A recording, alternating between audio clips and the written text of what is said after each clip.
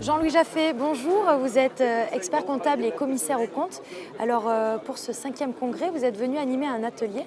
Est-ce que vous pouvez m'en parler? Alors l'atelier que j'animais, c'était un atelier qui porte sur le commissariat aux comptes, mais qui fait état de l'utilisation des travaux des experts comptables par les commissaires aux comptes.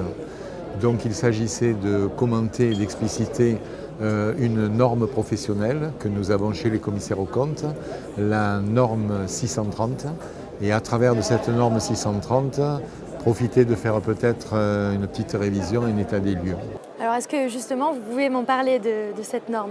Oui, alors cette norme nous dit que le commissaire aux comptes peut s'appuyer sur les travaux de l'expert comptable, donc ça n'est pas une obligation, mais par contre elle précise que nous avons des obligations et notamment de nous informer de la mission qui a été mise en œuvre par notre confrère expert comptable en vue d'apprécier justement si on pourra s'appuyer sur ces travaux ou non.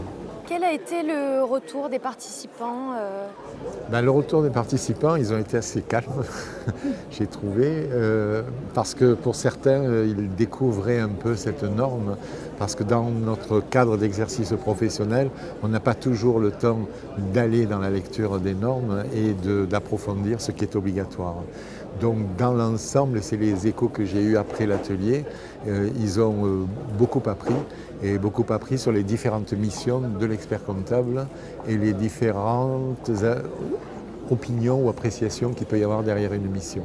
Alors, l'atelier que vous avez animé, il est homologué, ça fait office de formation? Il est homologué, oui, parce qu'il traite justement de l'audit et il traite d'une diligence d'audit. Donc du coup, il a obtenu l'homologation par le comité scientifique. Alors, vous le savez, la thématique de ce 5e congrès, c'est la transition numérique pour tous. Que pensez-vous du choix de ce sujet cette année? Alors, choix indispensable. Enfin, on ne peut pas imaginer qu'on ne parle pas de ça actuellement avec l'explosion des outils et des possibilités que nous avons.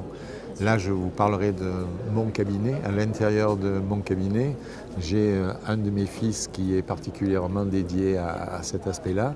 Et il y a énormément d'outils qui sont là pour nous simplifier le travail et qui vont nous permettre peut-être de développer d'autres missions. Donc c'est un thème qui est vraiment indispensable et qui nous sensibilise parce que quand même derrière il y a de la technologie, il y a des choses à apprendre. Il faut se remettre un peu dans tout ça. Alors, il n'y a pas que la technologie, on est bien d'accord. Il n'y a pas que la technologie, il y a toute une approche différente par rapport aux clients pour les former, les informer, puis par rapport aux collaborateurs aussi qui doivent prendre des habitudes différentes, de simples habitudes de saisie où on prend les documents, on fait un travail, on rend les documents. Là maintenant, on va persuader le client qu'il faut qu'il passe par les télétransmissions, par exemple, télédéclarations, et ensuite lui montrer tout l'intérêt qu'il y a au niveau de l'accompagnement de l'expert comptable par rapport à eux.